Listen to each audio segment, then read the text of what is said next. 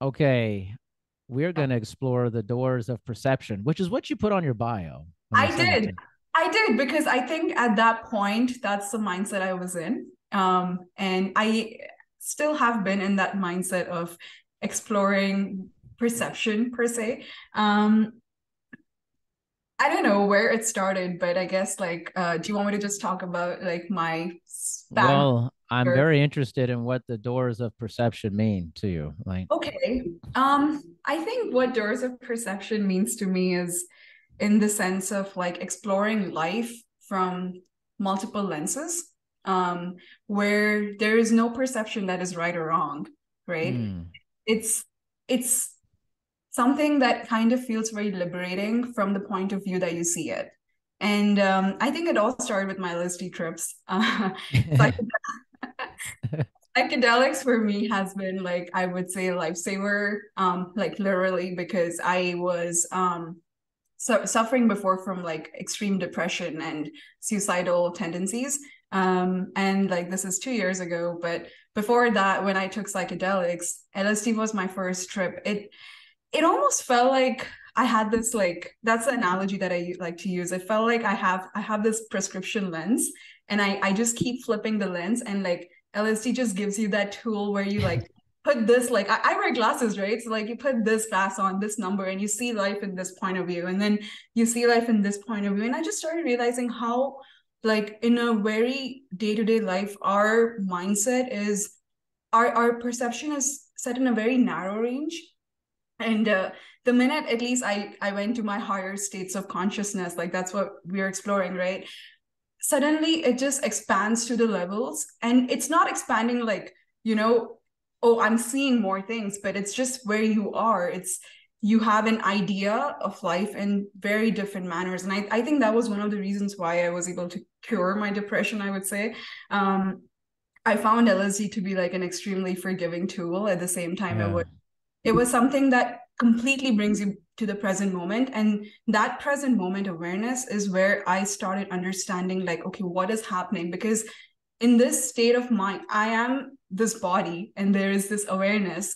So, what is different when I'm on this drug? And I know, like, medically speaking, like, more neurological pathways are forming in your brain and stuff is happening. But, like, what is really happening? And I think for me that was such a profound awakening experience that I was like that brought me back to the sober sense, we would say, like not psychedelics, like how do I do that? And that's when I started doing like vipassana meditation and just everything I do, like just walking my dogs or fostering my dog. It seems like everything is a tool designed to bring you to that same awareness level, but how?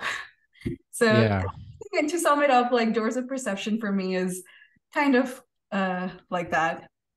I feel like that's a common thing, like you were saying about that. And I felt like my psilocybin trips have been very similar. But it's Okay. just like the curtain comes down Mm-hmm. and all of a sudden you're like, oh, this may not be the only reality. Yeah. Like there's a Absolutely. different reality. Yeah. And maybe just the reality that I normally live in is limited. Mm-hmm. And I need this substance in order to allow me to have a portal access to Mm-hmm. this other reality that actually may be the real reality.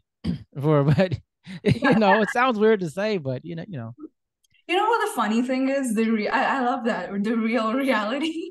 So right? that's very similar to the real perception or the right perception. Like I think it's like really going beyond duality at that point to understand that the real reality per se is like it's so different for different Yeah. beings. Like no one sees like there, for example, there might be like a 1,000 different perceptions of Urja, of this identity, because including my own thing, like I have this same identity of like image of myself, right? Yeah.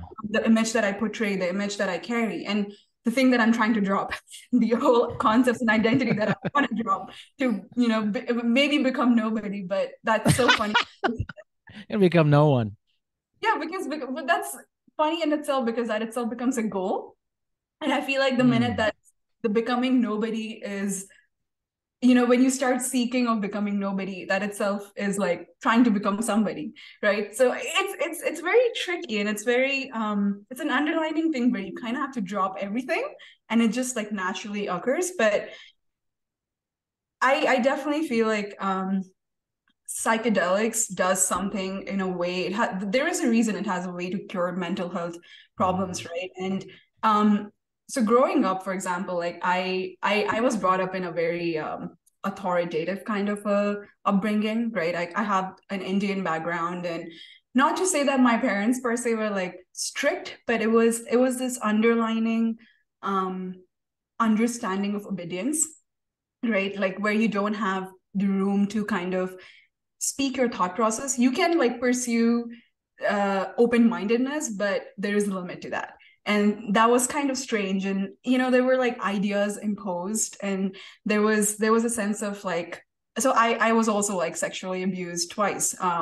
And it's so funny because it happened to be my family members who, you know, were the abusers in that sense. And I've never really talked about this before, but it's all of this made me into a very fearful person. Like my depression and my anxiety all came from the fact that of being really fearful. Like I don't know what I was scared of, but like it's constantly living in like approval seeking mode, or like some sort of fear was always present, right? Like whether it's like fear of losing and something. But psychedelics, like I think my first experience was with LSD, like majorly, Yeah. and it just it drops it. It completely drops the fear, and it brings you to the this point where of stillness. At least that happens for me, like where it's super forgiving. At the same time, it's like you have this perception of trauma where you kind of forgive everyone. There is not you it's not something that you can carry in that mental awareness space, because you are at your highest level. And I love this line, and like every time I'm like on psychedelics, I think Pink Floyd saves, literally saves. I love Pink Floyd. It just saves it. Like, and there's this song Echoes, 22 minutes, and I Yeah. listen to that, and it just uh there is this line that I got like literally obsessed with. It says like, strangers passing in the streets, by chance two Mhm. separate dances me. I am you, and what I see is me. It just There was something that did to me that is very like inexplainable. But that idea that if I was able to carry back to my sober self, it was like just knowing of that trauma and knowing acknowledgement of this state of reality that you were talking about is enough. Like it's enough to kind of cure like 80% of my depression. Yeah. I feel like psychedelics does that. It provides you with so much level of like awareness that it can bring you to, that you can drop all your concepts. Then you can drop, and you can understand that trauma, it's just generational trauma, cultural trauma being passed down. It's not, no one's doing it on purpose. Yeah. Everyone's doing the best that they can, right? So that's the general thing.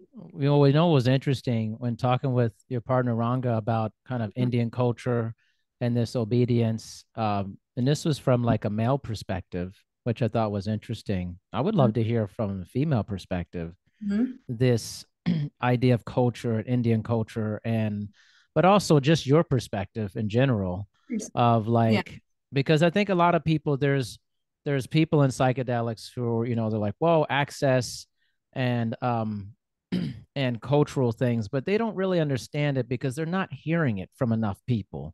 And that's I kind of agree. my thing, is I want to have that happen where people who are like me, or black Mm-hmm. and brown people, and the other layer that's different than non-white people, that's a different layer Yeah. of access to psychedelics because of the stigma culturally and the conformity, Yep. especially in monocultures, or in like India in a sense, or very authoritative, controlling cultures. So, okay, that was a long-winded way of saying that. Okay. Yeah, you're right. Like I think that's why your platform was more appealing to me, because Yeah. yes, I can like talk a lot in the sense of how psychedelics are useful, but the stigma itself, it's so I haven't told my parents, for example, like that I Another one. You're like the third person. yeah, now here's like, so I'll give you a story though first. So last year after my LSD experience, like it was so funny. Before that, I was just like a walking depression robot, right? Yeah. Like, and I do feel like trauma pours out when you are, right? Like you're suffering so much that you're just pouring that out. And for some reason, that seemed more sane to my family. And that was a little absurd to me. So they thought I was happy then, like, with my levels of conformity when I was actually depressed, because they couldn't see that, right? That I was not okay. But after I did LSD, and I for me it was like a flip. It was not a smooth like coming down into like a process. It was kind of a flip because I had gone to the lowest point of my suffering, and I think it was enough for me, like to I couldn't take it anymore. So it was okay, I do LSD, and the next day I had like this big dissonance, like holy shit, I saw this, now what do I do? Because there is this image of this identity that people carry, that my mom, that my dad, that my uncle was actually like a big part of my life because he was the one who raised me. Like I, even though I was born in India, I think at the age of 10, I moved to Indonesia. So, it was very different for me there, like not being with my parents at the same time, being with a set of parents, but in a very different sense. So a lot of trauma kind of like began over there. And so I thought it's important for me to talk to these people that something's happened to me. So I didn't mention that I've done psychedelics, but I did say like, I am trying to explore present moment awareness more, because before I was more like ambitious in terms of career. And honestly, LSD kind of took that away from me Yeah. because that chase was very much a cover up of depression, right? Like you're trying to make yourself happy with things that are not making you happy. So Yeah. me, like materialism and kind of ambitiousness with career just dropped, just like completely went down to my parents were like, what's happening to you? Like, what's happened to you? And something's wrong with you. And I'm like, no, I'm more happy now. Like, I'm trying to pursue present moment awareness. When I say pursue, I mean like, I'm trying to just be more present. And they actually ended up disowning me. So I don't speak to my uncle and aunt anymore because they said that this is not the age for present moment awareness. Oh. So and then they sent me this like really famous actor in India, Shah Rukh Khan, who I kind of like realized like, so he says this one thing about don't go after philosophy until you have money. And Oh. yeah, and then I'm like, as an influencer, you have a really high reach. For you to say something like that, it doesn't it's like saying that like you can only help people when you become rich, and that's a very absurd idea, right? If you can't It's absurd. help, you are at the lowest point, it doesn't matter. So that really struck to me. I'm like, wait, hold on, like what if I die tomorrow? I am 25 right now, but you don't know if I'm going to live till 60. What I could die as at the age of 30. And that's when I started thinking about death a lot. And I think death became kind of like the central point in my life. And it just didn't make sense because they were really against the idea of me being, in this path, in this spiritual path. And that's when I knew, and that's one of my biggest fear with respect to that authoritativeness, when I stood up for myself for the first time and I kind of just dropped it. Like, it's okay, you don't want to talk to me, like this door is open. But you have to understand like what present moment awareness is. It's a way of life. Philosophy is a way of life. Philosophy is not something that you do after you have done XYZ. Yeah. You know what I mean? But this general idea they really carry because that comes from their cultural trauma, because maybe they were raised in a where they didn't have security, right? Like because I know they were raised when they needed to make money and they needed to like get that security thing and not worry about tomorrow's food. And but as we're like going, generations are changing, like the same problems don't apply to us, the same problems that apply to them, it doesn't apply now it's a very mental health based problem, like the society is sick. Yeah. I I just cannot say enough how the acceptable norm is the sickness. Like when I am in my LSD peak, right, and this is when I'm talking like 300 mcg, right, I'm at a level where I'm like, this is sanity.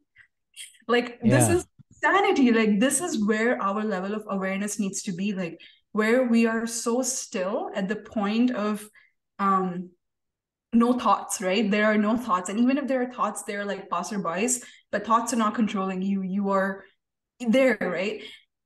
And but that's not acceptable in India. It's not. Thoughts and emotions and being controlled by those is a good thing. So I decided to kind of like drop it. So my parents, although were pretty like chill with me going this path, they came around, my mom and dad, but I didn't tell them about psychedelics because they were still against kind of like the person I've become and becoming. So I realized that if I tell them about psychedelics now, it's a beautiful medicine that I respect with the bottom of my heart. And if I kind of like, just bring it to them and they will kind of just associate, oh yeah, my daughter became like this because of this drug. And there's already such negative connotations about this. And the whole psychedelic renaissance is trying to break that stigma, right? I don't want to like just tell them and then they will blame the drug because maybe one day I want them to try it, right? Yeah. Like, so that's my personal goal. So yeah, that's one of the reasons I didn't end up telling them. And I told my sisters and they're very open-minded about it, right? Yeah. Like, and they are actually coming down to Canada and they will participate in like sessions with me. So I think that's amazing. But um it takes time. I think any such of this cultural big stigma takes time because I've seen over the last 2 years since my first trip, I faced so much resistance from my parents. They have eventually come down to see, oh, like I'm not abandoning everything and going like they had this idea that I'm like renunciating, but renunciating as in like I've just walked out of my house and I'm gonna start living on the streets because that's Yeah. I Yeah. really had a flip and I changed everything, right? But I keep explaining to them as the renunciation starts here, like not in much, like I don't need to leave my house. I can still eat the same food and I can be more present while eating the food. Like there's a big difference, right? And not attached to it. But the idea is different because they think attachment is a good thing. Like they're very attached to me and they say attachment is the kind of love that should be there. And I think that's a bit of difference in the Western society and the Eastern culture where here I see like even in parenting, right? Parents have more of like a detached love where they let their kids go, like let their kids do things, right? But in Eastern culture, it's not like that. The love comes with a bit of like attachment, which automatically just brews suffering because that brings along the threat of attachment brings along expectations and you have to kind of like return stuff. It feels like that. It starts feeling like a burden almost to me. So yeah, that's There's a lot going on here, Urja. I mean, I know. I'm like you know really what? talk so much, But but it's yeah. good. You should let it out. I was just talking to um I'm doing a upcoming project with another person of Indian descent, and they were saying like the same thing. And they're Yeah. like, we need to get this out, this almost this um Yeah. cultural trauma Hmm. and the fear from homogenous societies of like people would want you to behave in a controlled manner that they can control and that's very predictable for them. And they're It's like, yeah.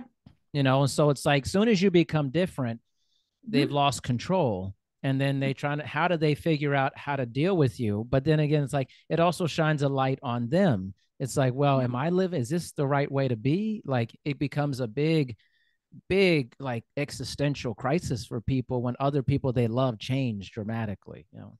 I love that. I want people to go into existential crisis. I mean, I for agree.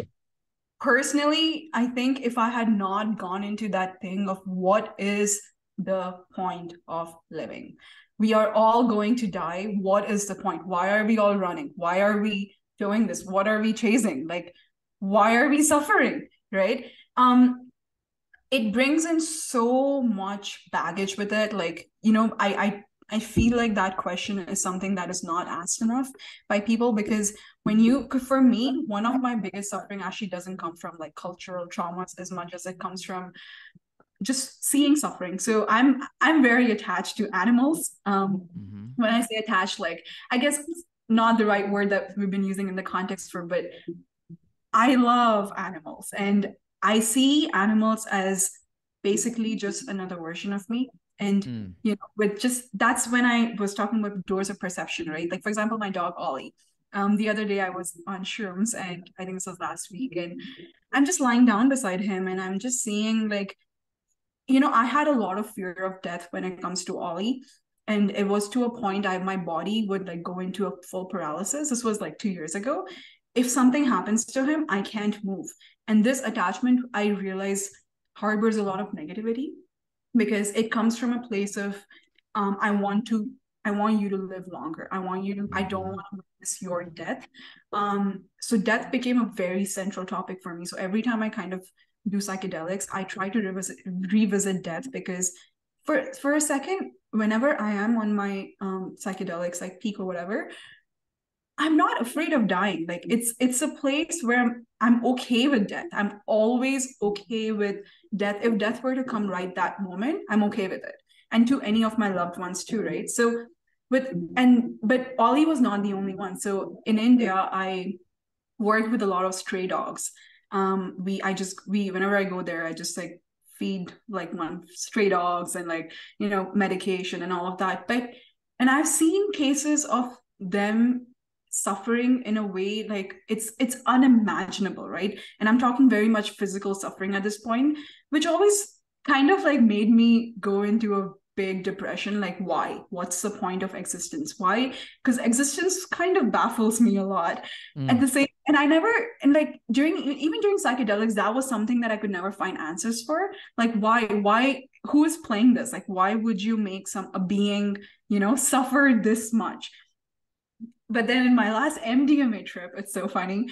This for the first time, it was this perception that I could see, that I'm an observer who is observing that existence, who is observing that suffering that is happening. And it kind of started changing the whole game for me because I just got a deeper there was this deeper knowing, which honestly I can't explain, of that this is all okay. It's all perfect as it is. So in a world where you can be anything, be kind. Knowing this, be kind, right? And I don't know. I'm sorry. I drifted topic so much. I just, like we start somewhere and then we go, which is why I think it's nice that you can pull me back. But I don't know where I started. But It's okay. yeah, I truly think that like for me that suffering that we were talking about existential crisis, right? That was a big point in questioning like why is this all happening, but that itself will bring you back to the present moment, and I do think to some extent like cultures like Indian cultures and other I would say Eastern cultures that are very much based on conformity and so the fact that they're not asking the existential questions is because they're constantly driven by survival instincts. It makes sense, right? Like third world countries, for example, some of them like India is, right? Most people are kind of on the verge of surviving. Like there's a big population that just wants to survive every day, just food on the table, roof on the head. And like there is a part of population, the middle class, which I say is suffering the most because they're all, because I come from a middle class family, so is Ranga, and we all face very similar fears, the very same expectations, the very same stigma, the conformity, right? It's because they're trying to pin their cultural traumas on us, and it's different. It's they're not asking, okay, hold on, stop. Why am I being driven by my survival instincts?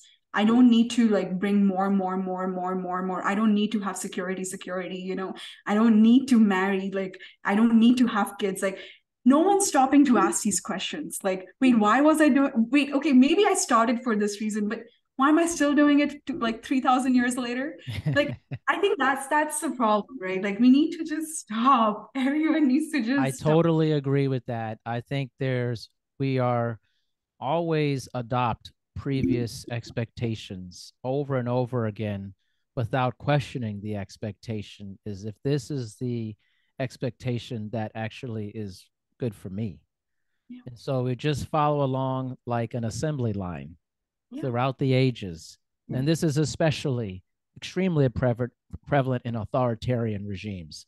Very There's no much. questioning, and especially if there's a fear of safety Mm-hmm. and violence, you don't Mm-hmm. question Mm-hmm. the generational assembly line Mm-hmm. for that.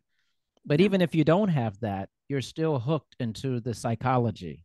Yeah. of it. And it's very difficult to break. You need an intervention to say, Mm-hmm. hey, time out, time out. Right. What is this existence? Yeah. And is there a different existence, or are there multiple existences? And how can I actually pursue the things that I want to pursue?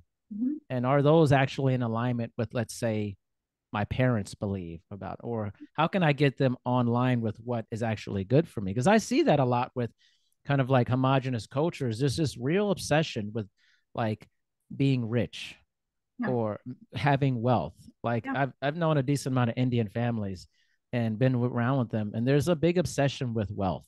Yeah. And but there it may be turning a little bit where like the children can like do what they want to do but still be rich at the same time. And Basically. right, and it's like do what you want but still be rich type of Yeah. thing, and it's going to take some time to work through that.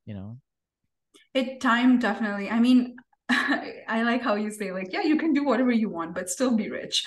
I Yeah. ask my like she says that like so every time I'm like trying to write a book, right? So I was sharing with her that like and then she's like, okay, like that's cool. Like she got really excited because after a very long time, because I dropped my career ambitions and stuff like that. Yeah. And I was mostly looking inward and I was kind of like a very zen chill person and not like going after anything.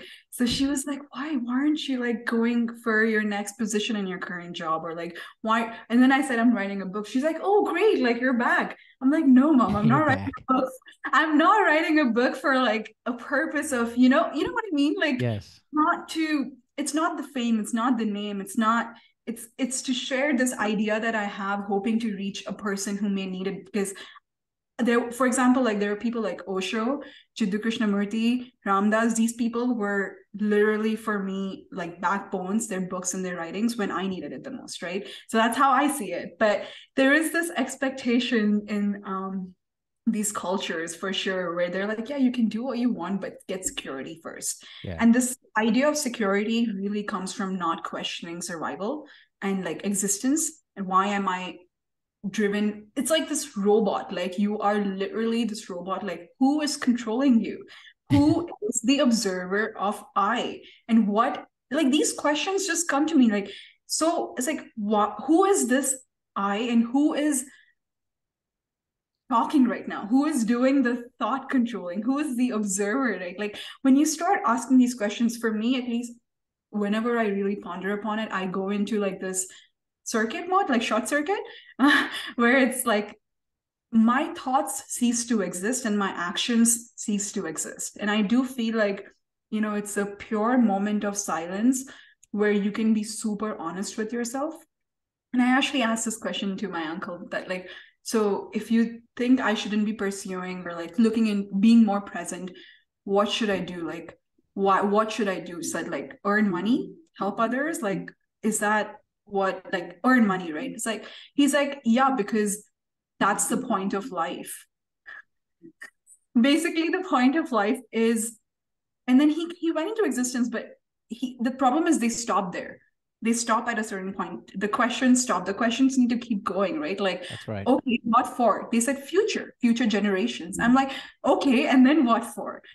What? Keep going. Like, don't stop. Future generations will have kids, and then that'll keep going on, right? But what for? I'm not against it. Like, you can do the set of same things. Like, you can have kids. You can have a beautiful like relationship with your kids where you can actually.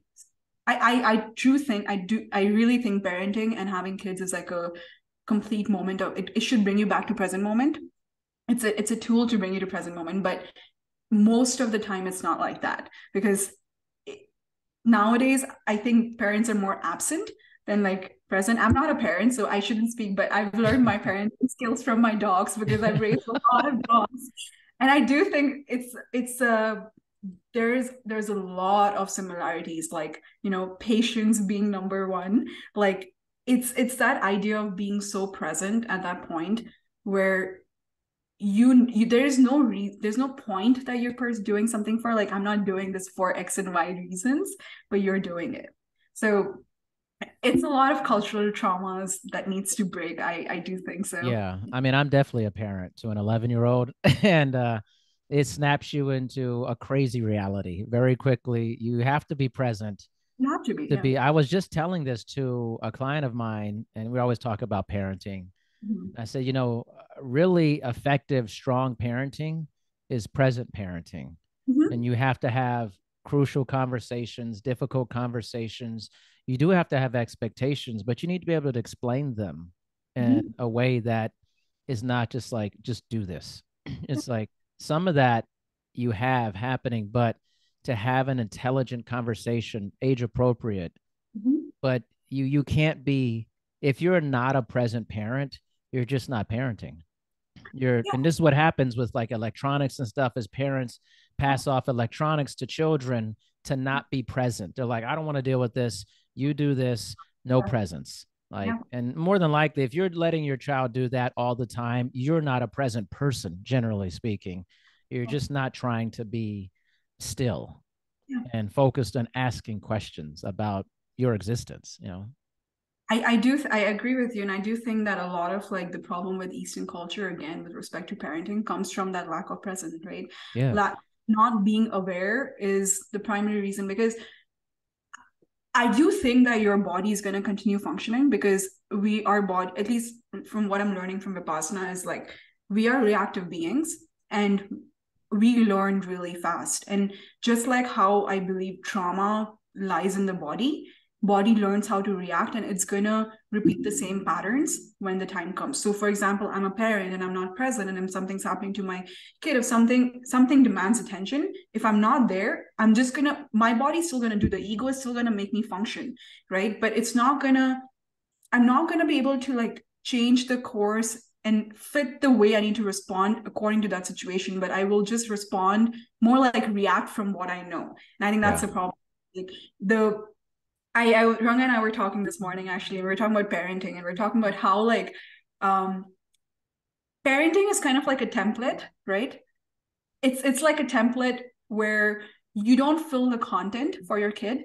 But the template is there as a guide. It's like a cushion where Yeah. you just keep like changing, and you're responding as the situations come. So um I think it goes, I probably am like going way far along, because I don't have, It's okay, I Urja. really do feel like that. But when I like, just with dogs, right? Like I do think dogs bring you back to present moment very quick. Yes. Yes. I mean, for example, my dog just had a major surgery, right? Mm-hmm. And I'm just watching her be still and be by herself, be in reality, be in touch with her pain, but not react. And I do think that's incredible. And it's great for humans to learn that, because we're constant. I had a surgery and I was reacting like, Yeah. oh, this hurts. Oh, that. It, it's it's a way to respond. When you are truly with it, and I think that's what Vipassana meditation teaches, which is kind of my integration with psychedelics, is trying to be there with every sensation Yeah. without reaction. Because when you stop reacting and when you are just there, very like basically you're literally there without evaluation, without conclusion, without any sort of good and bad conclusion, Yes. you start to see, like the truth just comes, and you start to be like, and that I don't think it's very hard. We can't just like, be like, yeah, be present. I think it's hard to just tell people to be present. I think what's important is like, we need to have a practice, right? Like there needs to be a practice, because otherwise your ego will take over, your reactive Yeah. functions just take over on you. So I do think that the whole spiritual realm that I'm exploring is kind of just, watching without evaluation Yeah. and doing that for everything. And I feel like dogs do that. Like I'll just watch Ollie and my other dogs like look outside the window, and they'll just like look at the same things. Like, they'll just keep looking at, I'm looking at them, and I'm like, it's amazing, because there's no such thing as boredom for them, because there's no such perception of time, right? And time is very much kind of comes to senses with like, it's very relative, right? Like it starts coming with past and future, and having that idea of memory and having that idea of not being present. So they're just there in that stillness, and every time you're just there, it's just kind of extraordinary, right? Same thing seems like that. And I definitely feel like these are the things I take away from psychedelics too. Like I can just look at something and just be like, wow, this was there all along. And it's just so Yeah. marvelous. Like, It's yeah. so interesting people's different stories around psychedelics. And I do a lot of these interviews with people in the space or who have done it. And what's interesting is I feel like there's like people talk around their experience. Like Mhm. I've noticed this. Maybe this doesn't make sense. I'll try to explain. Like they never dive deep into it. They Uh, talk around their experience. So it's like, oh, this did this for me. I feel this way. I'm like, yeah, but what actually happened?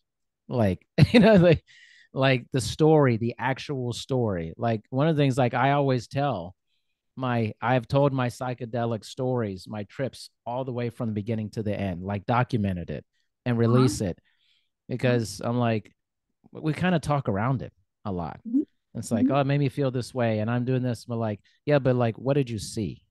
Like, Mhm. what did you feel? Like, what was scary? What Mhm. was terrifying? What was Mhm. euphoric? What made you? Why did you start sobbing, crying? Like, and I feel like I'm trying to get to that point with Yeah. a lot of people. But I Mhm. feel like people they don't they don't dive too far into the actual mechanism inside the deal.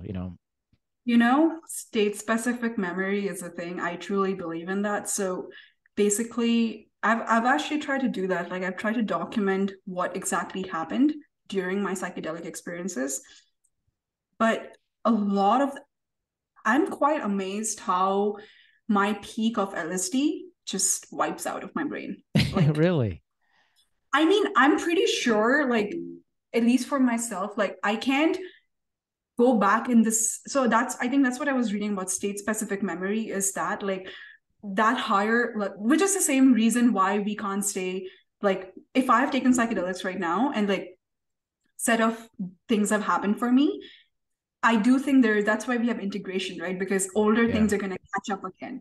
The reason the older things are going to catch up again is because that peak, that state specific memory won't stay for that long. And I Yeah. do think that psychedelics, certain things are very, there's so many things happening. Like there's so much like information that we're sensing at that second. Yeah.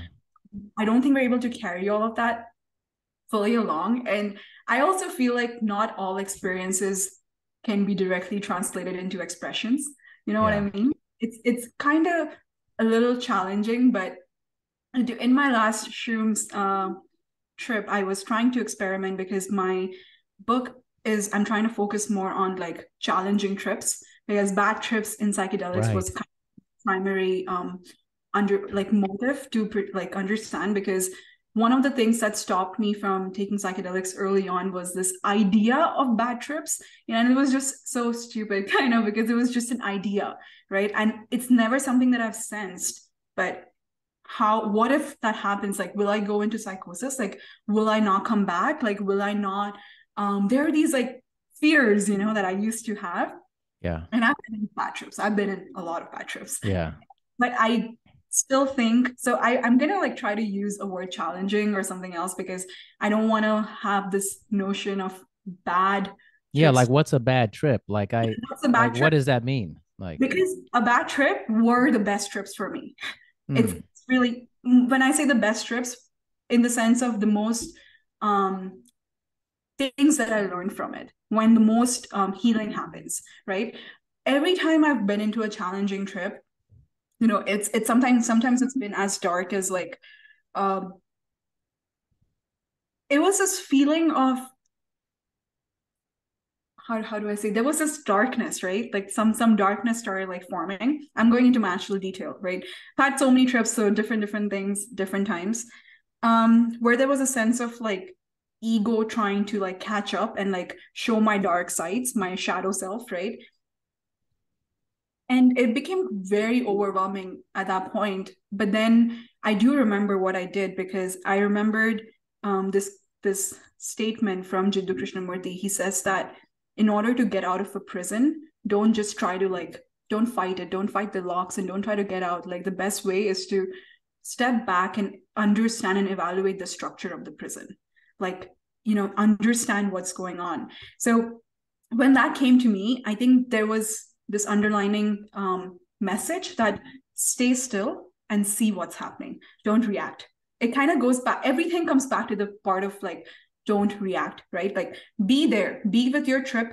Do not try to get out of it, because in my understanding, more you try to get out of like a challenging trip, like if that's your intention, it's going to catch up with you much harder. Like it's going to keep coming, right? So, and the minute I was, it happens in a split second, because the minute I was actually there with it, um, suddenly it just stopped. It just ceased to Yeah. exist, the whole thing, because it's almost as if like all it needed from me was an acknowledgement of my, my dark shadow self. And I actually really like want to like, I talk about this to Ranga about the dark, our shadow self and our dark self, the yin and yang, right? One cannot exist without the other, and the idea is not to get rid of it, but the idea is to be aware of yourself fully, like be aware of your dark shadow, so you don't like, you don't let it control you, or you don't let the actions, be the one to like drive you, Yeah. right?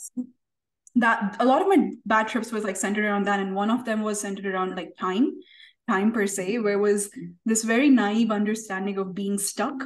And I think the being stuck is again like a trauma that comes from childhood, where you feel like you're not able to basically get out of something, because I think children don't have defense mechanisms early on, right? Like especially when they're super dependent on like their immediate guardians, they do not have a way to get out of a conflict. For example, like if their parents are fighting constantly, they do not know what to do, because they don't, and then they start repressing it, or they start having these defense mechanisms of feeling stuck, because they can't like escape physically, or it's there's a lot of like psychological things going on. So I had this one bad trip around like, okay, I'm like stuck in this space and time, and then I wanted to get out of it, and the more I was trying to get out of it, it just felt like I was getting sucked in, like it was like a tunnel. It was almost like as Yeah. if yeah, something, going inside of each thing every time. But it became to a point when I actually realized, so what? Fall. Just keep falling where you are. Just keep falling. And then there was this thing where I just had this thing, okay, if I just keep falling, there is no ground to land on. I'll just Yeah. keep falling. And all of a sudden it tend to evaporate. Like it just went away. And I think, lesson from bad trips is that every time it comes, it's a personal message that let go. You are trying to hold on to something that you have to let go, like detach, or it's a general idea in speaking other terms, like die, like be ready to die any point. It's sensations, we're playing to. Our fears are not substantial fears. Our fears, for example, someone has a fear of spider, or someone is Yeah. fearful um fire or something. It all comes down to like your senses, your sensations that that's happening, that your uncomfortable sensations with respect to that situation, and then you are reacting to those sensations. So kind of comes down to fear of death for Yeah. me. I That's what my translation to bad trips was like, um being ready to die before I die. It's Right. Yeah.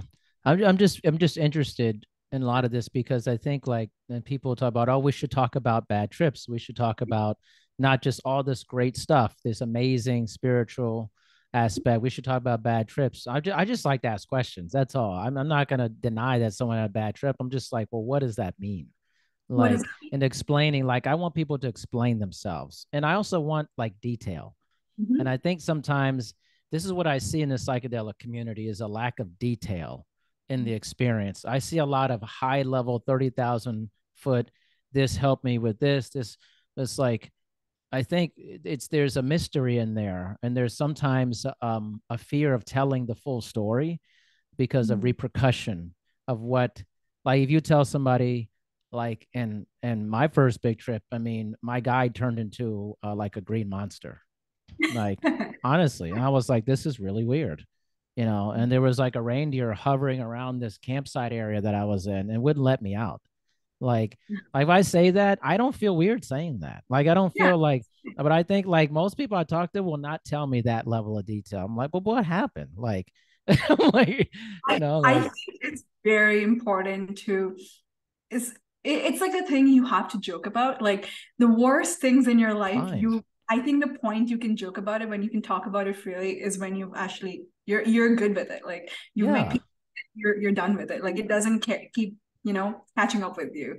I really feel like that. Yeah, I just like details and Yeah, stuff. I'm like, no 100%. matter how crazy it sounds, I Yeah, just think the detail is really important. And listen, people are going to think whatever they're going to think anyways.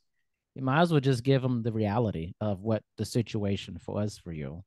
You know, you if it's know, bad, why was it bad? Like, tell me, why was it bad? What did you see or feel that made it bad? yeah, And let's talk about that. yeah. And I You think that's important, and how you look at conflict. I think for me, like, I always, I have a very different idea about conflict. I always embrace conflict, Mhm, always. And I mhm, go, this is a propulsion mechanism mhm. for either confirming either that I'm good about this, I'm going to change, I'm going to do this, or mm, uh, I'm good where I'm at for it. It confirms something to me for Yep. that. It's a confirmation mechanism Mhm. versus seeing it as just like, oh, I just want to avoid this. This is bad. So I just accept what comes my way. So whatever happens during my trips, I just accept it. Like Accept it. straight up. I'm like, well, this is what it is. It's like there's no paranoia. I just accept it, you know?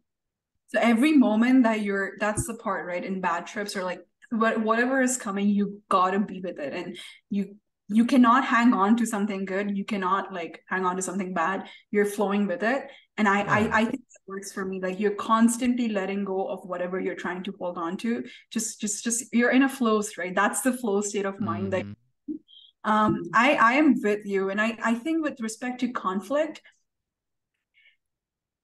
is very important. Learning to be in conflicts and dealing with conflicts. I say this personally because growing up, I wasn't, at least for the parenting side, right? It wasn't there. There was always avoidance of conflict. There was always this thing that, like, don't get Yeah. into conflicts. Or if it was getting conflicts with parents, it was more like, shut up and go. Be obedient. Don't you dare speak in front of me. It was a lot of that. It was centered around that, right? And I noticed, like, it came back to me during my relationship with my exes or with my relationship with my friends, right? Like anytime there's a conflict, it felt like, should I just, it was more of a people pleasing mechanism, or it was more Yeah. of a approval thing, because I do think it's a conformity of like, okay, I stand here and you need to be able to do that. It's very important for sure. It's something that you learn in childhood for sure as well. Yeah. I just think, having it's just like false representation of like you just should be happy all the time. Like that's Yeah. not true. I'm like, there's times to be really sad and there's times to be confused. And there's times to like sort that out and think about it and really reflect on it and then have challenging conversations, Mhm. and I think that's one of the beautiful things about psychedelics is like going inward, challenging reality, confronting your reality. I think a lot of people avoid their reality. And listen, there are really a lot of really challenging, horrible realities that people are living in. The suffering is unbelievable. And I would never be insensitive to that. But I think, if you're in an environment where you're just trying to survive, it's very difficult to have a larger idea about things that are more existential, but you're just trying to survive. Totally get that. But it is important to confront your existence. And I think on a regular basis, on a decade by decade, you're 25, I'm 44. Like how I see myself has drastically changed since I was 25. Like, like if I looked at like, imagine if you look at this video when you're my age, it may feel very foreign to you. Like, Very. right. You're just the evolution of a human is incredible. And then you add psychedelics onto that. I was telling Ranga this. You guys must have very interesting conversations, by the way. We talk Like, hours a day. that We even dude is haven't hilarious. started a podcast, and Yeah, we just forget to switch on the mic because we just talk like 10 hours and we're like, that guy is okay. unbelievable. Like his whole like when he looks at you through the camera, and it's the whole thing, the hair, the look, the sound. There's a different feeling about a guy like that. And most people who do psychedelics or have had profound experiences exist very differently in the world to me than most other people. It's beautiful, actually. I agree. Yeah.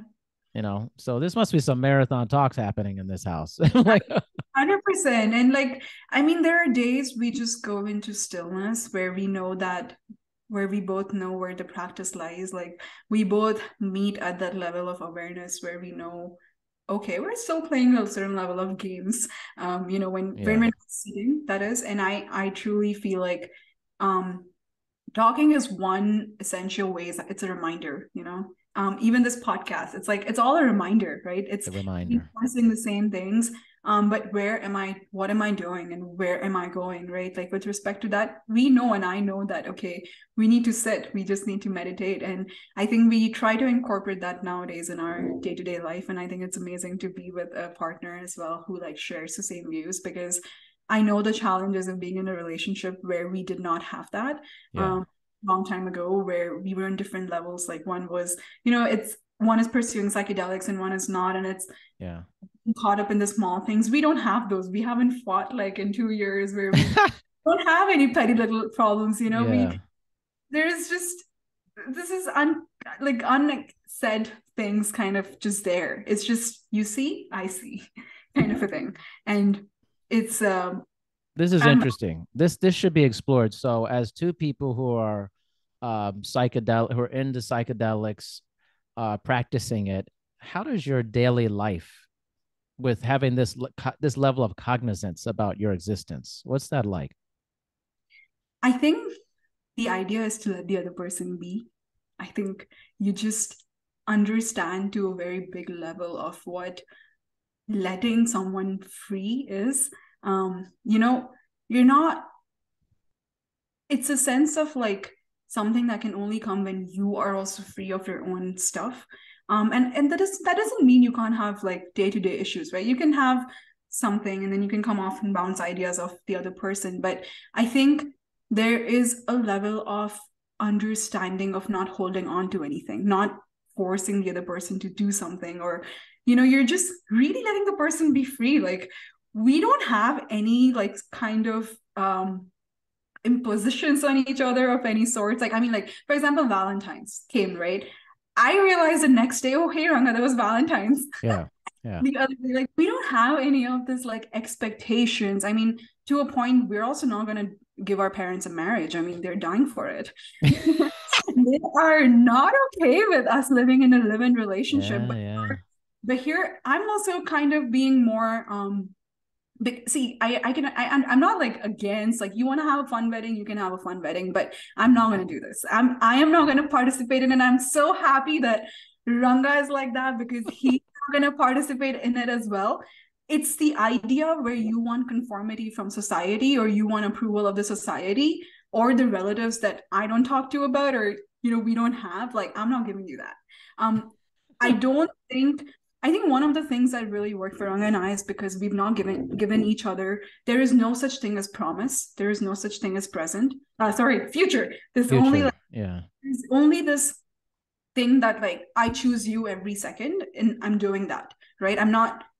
It's not like, okay, I'm gonna be there for you the rest of your life. There is, because I do not think that, you were saying, right, when I'm like 44 and I'm watching this video, it's going to be so different. So I don't know what I'm going to be at that mindset. So I cannot give you a promise forever, Mm. which I cannot write your contract. I cannot give you anything, but I can be there here and now for you. And I think we try to do that with each other, and more we explore psychedelics with each other. I mean, we've done a lot of trips together, and I I love have it. been able to resolve on most of my like traumas when it comes to sexual traumas, or so many things we've kind of like been able to see and understand. It's kind of like merging of two people at the same time, understanding the individuality there, right? Letting be free. So yeah, it's things have worked. I kind of, it's very hard for me to define how, because I don't like stop to kind of see, I guess. But yeah. Yeah. It was so funny. We're like, we're not giving that to them. Oh And yeah. I know in that culture, that's like a huge deal, Yep. because it's just like multi-day wedding and all this, and there's so much of a pomp and circumstance with it. It's a lot of us to do. In fact, I've got my mom to come to a point where like I keep like questioning her. So tell me, why do you want us to marry? Right? Like I'm just trying to pick her brain and get her to think what's her goal. Like two people already love each other and choose each other. What else do you want? Like, so she's come down to a point, okay, fine, you don't have to have a magnanimous wedding. You can just go to a temple or like let's go to a court. I'm like, okay, good that you've come down. You've dropped all of that. You've come to court. Let's talk about court marriage now. Why do you think I need a guy sitting in there, write me a license paper, like a paper? Why do I need that? Why do I need the state's approval? Like, understand this. Do you think a piece of paper is what defines it? Like, what is it that you want? What are you looking for? So they've come around a lot, I would say, in the matter of 2 years, but no, wedding is not happening. I'll throw you a party. We'll have psychedelics. What do you think? Oh man, that's a great party. I want to come to that. Yeah, right. Microdosing together. Or maybe some cannabis. Everybody's that like, sounds like a great party, man. yeah. Wow, that's amazing. Are you like completely against the idea of marriage, or you're just kind of like, this doesn't feel like your thing, just for you? Like, Here's the thing. I do feel like I'm not against it. I'm not against anything because that moves me away from my center. I don't really have resistance towards anything. It's what doesn't fit for me. Because it's like this, right? Like, how do I explain this? So maybe a person who's doing, for example, the Shogans, right? I remember I watched this documentary and they had like a wedding, a random wedding with their friends doing psychedelics and talking about psychedelics out of nowhere. And that's okay. The reason in my context it's not okay to have that is because there is a set of expectations. There is a set of like, if I do that, it kind of reinforces. I'm not breaking the barriers for others. I'm not breaking the barriers for a lot of my friends my age. I mean, don't want to marry, but they are getting married. And I mean, I've even spoken to them like, why are you doing this? Why can't you stand? Like, I understand why can't they, because of the fear of authority. But that's the problem. I'm trying to break that. I'm trying to break that barrier for my sisters. Like my sisters can have a wedding, and I know one already will, right? And that's totally fine. It's just that if the other one doesn't want to, maybe I'm laying a kind of like a groundwork, or like this losing this expectation that she doesn't have to go through with it. So it's not necessary. You want to do it out of fun, you do it out of fun, but don't do it out of like, it needs to be done kind of a thing. I really feel like nothing should be done for the sake of doing. And the minute we stop that, like so simple things, right? Like if I'm cleaning the house and there is a slight resistance and I don't want to, I stop. There is no point in doing anything if you're not present. And I really feel like that. And I think that's why I don't want to marry here. But yeah. So, yeah, you're like trying to change the cultural tide. Like they may have never actually questioned why this is important to do.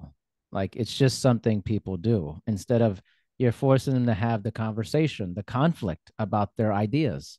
Yeah. And I think that's like one of the better things you can do, is just like, okay, why do you feel this way? Just tell me. And I always say, like, if you can't explain why you're into this, why should I be in? I'm like, you don't even know why you're into it. I have Like, no idea. why would you be into something you have no clue why you're into it? I'm like, My parents always come down to this part where like, how will we face the society if you don't marry? And that's where I want to start them talking, because yeah, most of the cultural problems in India is coming from this idea of living in a collectivistic society, yes, but there's nothing collectivistic about it, because a collectivistic society is something I would see as a commune, right? A commune where everyone takes care of everything. It's actually a very open-minded thing, but right.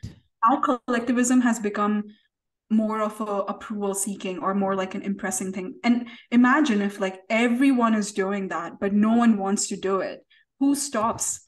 Like, I know no one wants to do it. I personally, my age friends, no one wants to marry. Like no one wants this.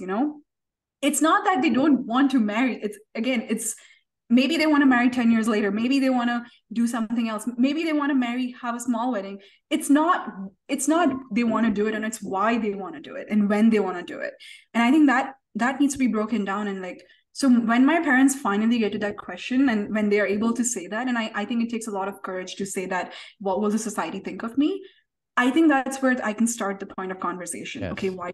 Let's talk about why it's so important for you to see what society thinks of you, rather than say your kid's happiness or like your own happiness.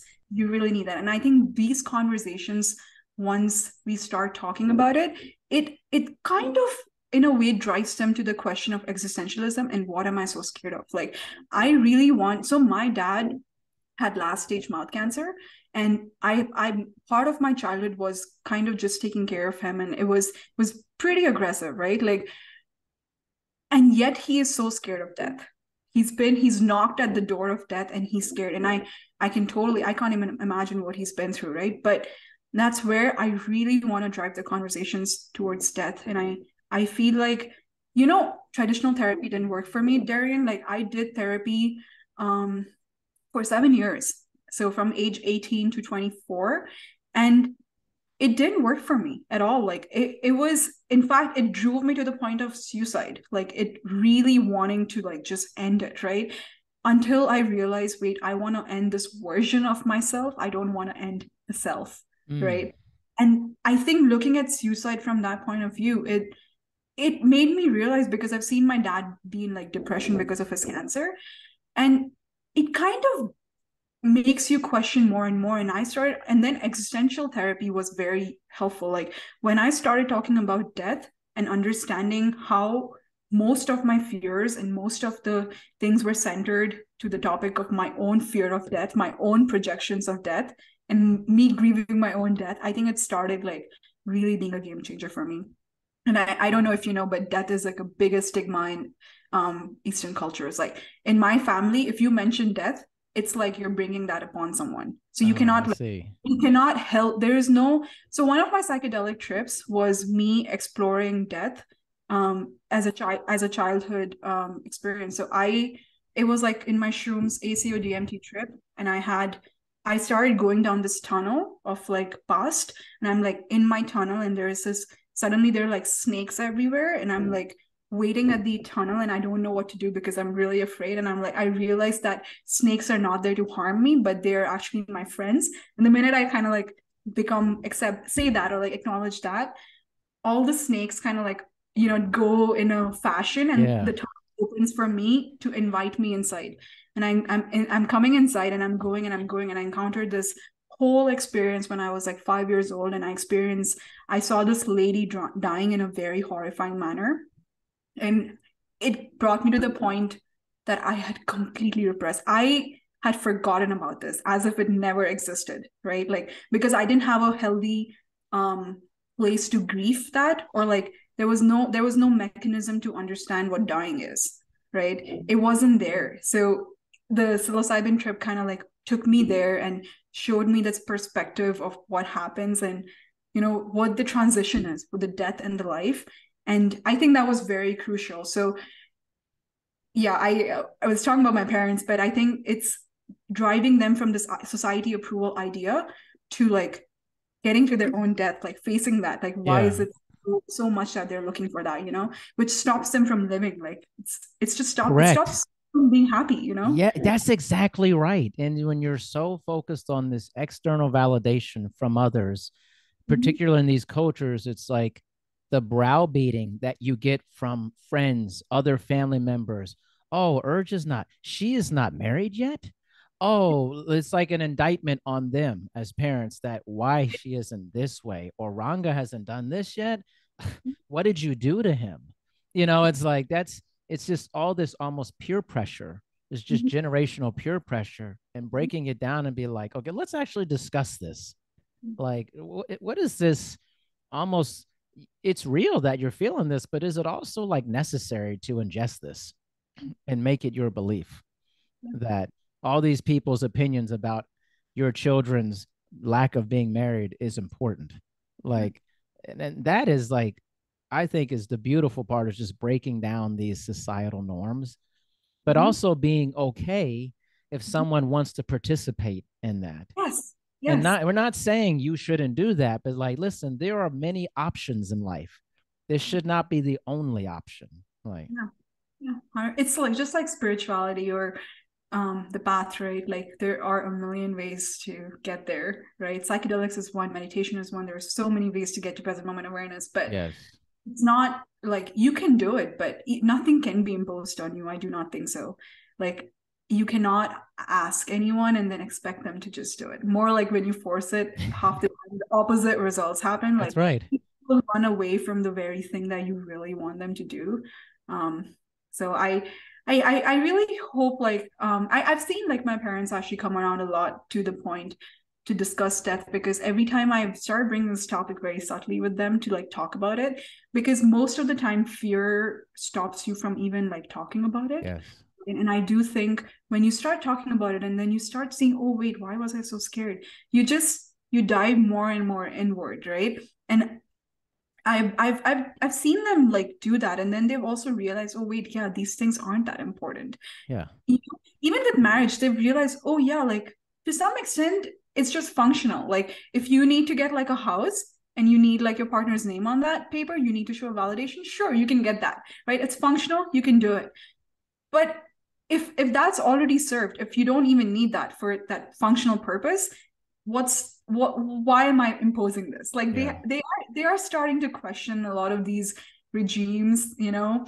Yeah. And the second thing will be the fact that I don't want to have a kid. I And mean, then you're definitely going against the grain in that culture. Huge.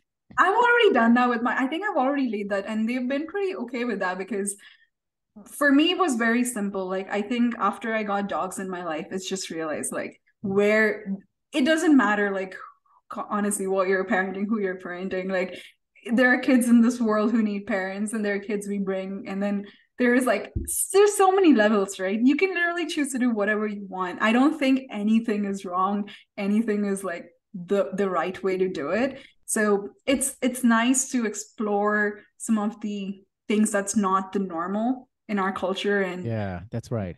I definitely face a lot of resistance, and I'm telling you very honestly, 80%, no, apart from, so I grew up in a very joint family, like a very big family, and now there were like 20 people in that, and I only talked to my mom and dad. Yeah. So everybody else kind of just fell off, and I'm okay with that. Like I'm drawing that line, and I think a lot of people need to do that as well. You know, start, because I don't think it is anybody else's business, to be very honest. Yeah. And yeah. We're just, I think we're in a great time of life actually, because we're challenging the status quo of Mhm. what things have always done. Like, I am a parent. I am my daughter is our only child, my wife and I. And, that has been a big stigma initially when we adopted our daughter, and they were like, well, they need a brother and stuff. Well, I'm like, why? I'm like, I'm like, well, so there's someone to play with. I'm like, this doesn't seem like a great reason to Mhm. like have. I'm like, I'm the one taking care of this. Like this, I just don't want to.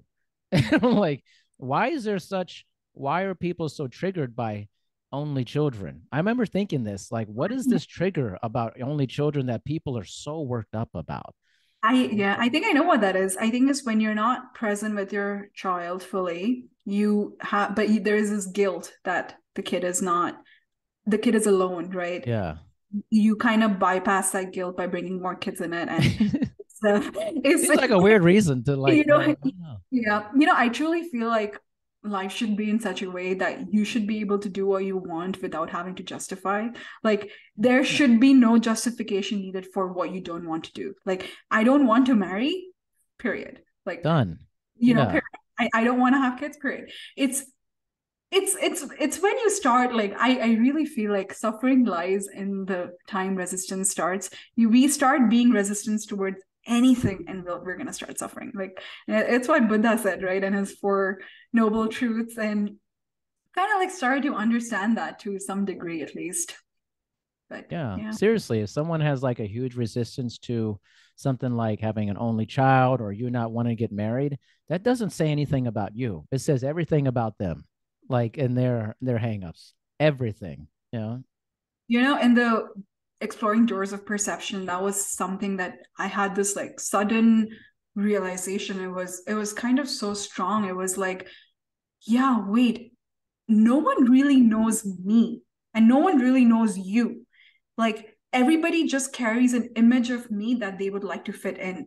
And anything and everything that people say are their own projections of the way they see life. And that's Yeah. their perception. Like I may go to like someone to get some advice from, right, about something, but I have to understand that that is not the absolute truth, because whatever is coming out of this person's mouth is a perception, and every advice is from his own experiences, from his own upbringing, from his own projection. There is, which doesn't mean it's wrong, it's just it's a perception. It should be taken with a grain of salt. It's not, it cannot, it's not absolute. And when I talk about doors of perception, I think it's a way of seeing that nothing is absolute.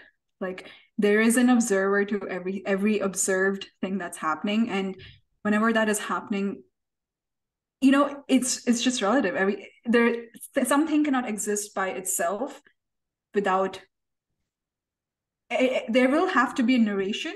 And if there is a narration to that experience, I feel like it's so relative. Like it's not there. And I think that's when I like to think in terms of perception, that when you drop the narration, when you stop the narration of your experiences or the stories you tell yourself, and you're just there, you're just with the experience, I think that's Yeah. where you start being like one with it. Yeah.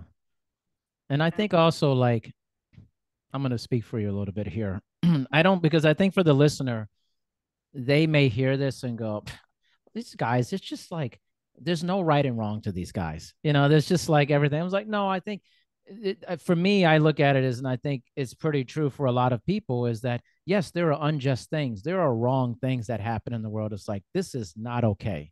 These things shouldn't be happening. I think where I always come from is just like these things that are really not that important that people have built to be statues of society. Is like whether or not you want to get married should not be the hill you die on for Yeah, that. Why exactly. don't you die on another hill that actually affects humanity in such a horrible way? Something that, the wars happening in Syria and things of that nature. Like, why aren't you like worked up about that?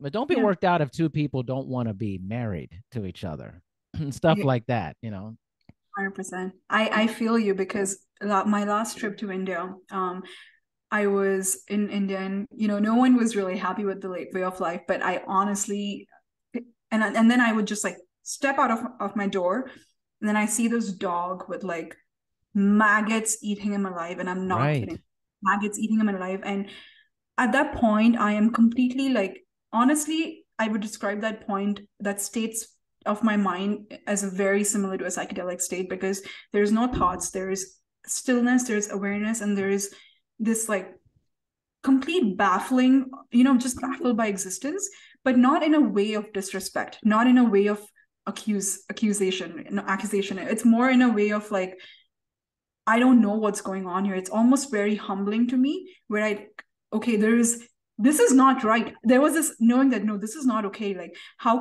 is nobody seeing that the Right. maggots eating this dog alive? How is no one seeing this? Is this dog really suffering? Is this an illusion? Like all these questions are going on. And then I go back inside, and like, they're bickering about marriage and whatnot crap. And I think those are the moments when I realize, like, I don't need to participate in this. Yeah. If you even want to participate, there are things going on at a magnanimous level that is much, Right. much beyond the petty little things that I'm sorry, like it sounds mean, right? Like for someone's petty little things, it could be for them the end of the world, right? Like it could be so much for them. And I know that's what a depressed person may feel. Right. So I have complete, like, I'm sensitive to that person. I have empathy towards that person, but where I choose to put my energy in may be a little different, right? Like, Yeah.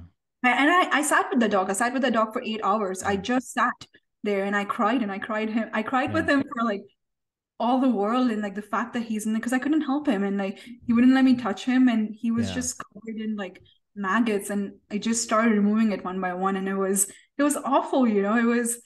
It just makes you like, there are things going on that we cannot That's what I'm saying. There's this weird dichotomy. Okay, there's a dog out there getting eaten alive by maggots. This is a terrible thing, right? But then on the other side, conflict. which is fine to have the conflict. We can talk about it, embrace this conflict about whether you should be married or not. It's like, okay, listen, I don't want to trivialize this, but like the thing outside feels way deeper than this other thing. And I've done that. Yeah. No. You Yeah. know, it's Sorry. like, Sorry, go let's on. talk about this. Why is this such a thing that gets you so worked up? Yeah. But on this side, there's a real animal rights violation happening here. There are human rights violations happening all over the world. I don't see this sense of like care to Oh, versus like someone gets married or not, who someone loves, their sexual orientation. Like, care about that so much. Like, like, you know, it comes from the plane of sleeping, right? Like I really feel like someone has to be sleeping fully to not be able to see suffering. Like mm, to a very big extent, I think that mental suffering, yes, as much as it's like valid, and I talk about mental health awareness, right, and how psychedelics help me, there is a point you have to drop that. And I think one, it's like it goes both ways, right? Like once you see the suffering outside, and I'm talking physical level, like yeah, things going on, right? You can either see that and then kind of get an idea of like, okay, where I'm at mentally, right? Like, yeah, is that important? Or you can just, but I do feel like in order to see that, you have to be to some degree open and yeah, understand you and I are one. That doesn't come, I know it doesn't just come because the ego kind of stops. Ego separates you, right? Like yeah, ego separates this identity with this object and this observer. There's like the space, I feel like, ego creates that space, although that's not bad, because I do also think that ego is very important for a healthy functioning of like survival, right? But there's to very large degree it causes that separation, which you don't need to get rid of. You just need to be sure, aware of. Like you be aware of it. I mean, half of my mental problems went away the minute I was aware of it. Like you just have to acknowledge it and be aware, and then you drop it. Like you don't yeah, even have to do a lot of work. You just drop it right there and then. Like a lot of my healing has actually happened in a space of seconds. Like even though it wasn't like psychedelics, right? Like just dropping it right there. Um, but you have to be to some degree like awake to see around you, like see yeah. what's happening You now. know, what's interesting as I as we wrap this up, I something I took away very big from this conversation, and I think we're talking about it's like it's not like I wanted to die, but I wanted that version of that person to die. I don't think I've ever heard it put that way before.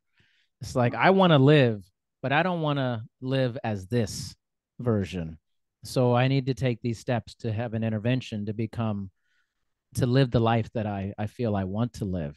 And I feel like a lot of people feel that way. They want to be alive. They just don't want to be in this Die. state Yeah. that is just constant suffering and constant resistance, societal resistance to ideas and things. So the psychedelics is such a great way to help you kind of navigate the Amazing. existential reality and navigate. It's like this is the boat that's helping to navigate you, and then over time you have to integrate it and learn the lessons and apply them. But who, I mean, who wants to like not be alive? Like they want to live. It's just if the circumstances are such that it's just constantly like getting hit with a hammer, that's unpleasant. I mean, so I just found that very interesting the way you put that. Ramdas says this, right? Die before you die to see there is no death. I do not think that means the physical body of dying. Like Right. it, it's it's complete understanding of what is dying. Because, like I said, my attachment that came with Ollie, because he's my kid, he's my first kid, right? Like Yeah. it came with this whole thing where like, what is dying? Because more I think about his death, what is dying? And that just made me realize like it's the identity that we create, or it's the version of ourselves that we don't like, or whatever it is Yeah. that all needs to die. And then because once you're complete awareness, I don't think there is a death. I It's do not. interesting. Yeah, love it. Thank you so much for coming on. I mean, I could go on forever with this. You're I know. such a lovely person, Urja, and Thank I'm you for like definitely this. yes. I mean, you and Ranga, you're very special people, wonderful people, and just thank you for giving me the time. And I know a lot of people are going to listen to this and be like, wow, there's just a lot happening here. This is like very good to like flesh this out, you know? Yeah, I know. Yeah, and I really appreciate you doing this because it's amazing to create a platform, especially for like, healing stories to come out and Yeah, like it doesn't have to reach everyone, but like even that's one person right. with that mindset who could use that. And I think it's amazing. It's so yeah, thank you for hosting and thank you for like doing this. It's really Yes. lovely talking to you. Same here. I feel the same way. It's awesome to talk to you, and just thank you for giving me some of your time on a Saturday here. Time is something that I consider the greatest currency. And if someone gives you their time, it's a very valuable thing that they're giving to you. It's a gift. So thank you for the gift of your time today. Thank you. Okay. All right, everyone. Urja, we're going to check this out when it comes out. And I think you all are going to really love it. Thank you so much. Appreciate it. All right.